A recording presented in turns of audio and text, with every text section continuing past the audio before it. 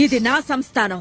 రాణి శంకరమ్మ పరిపాలించిన సంస్థానం Sangareddypet. Welcome to day 15 of day 33 to know about Telangana.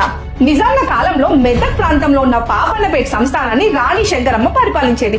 అయితే తన కుమారుడు సంగ పేరు మీదనే సంగారెడ్డిపేట నిర్మించింది. అదే తర్వాత ఈ రోజుల్లో సంగారెడ్డిగా మారింది. 2016 జిల్లాల పునర్విభజన తర్వాత మెదక్ నుండి సంగారెడ్డి ఒక సపరేట్ జిల్లాగా ఫామ్ అయింది. ఈ జిల్లా మొత్తం విస్తీర్ణంలో 49% భూములు వ్యవసాయ వినియోగానికి ఉన్నాయంట. ఈ జిల్లాలో ఒక మినీ తాజ్ మహల్ ఉంది. జైరాబాద్ లో ఉన్న హజరత్ ముల్తానీ బాబా దర్గాని మినీ తాజ్ మహల్ అని అంటారు. Jadi Malkapur water falls, Andol fort దేశంలోని మొట్టమొదటి జైల్ మ్యూజియం ఇంకా హైదరాబాద్ లోని ఐఐటి ఈ జిల్లాలోనే ఉంది.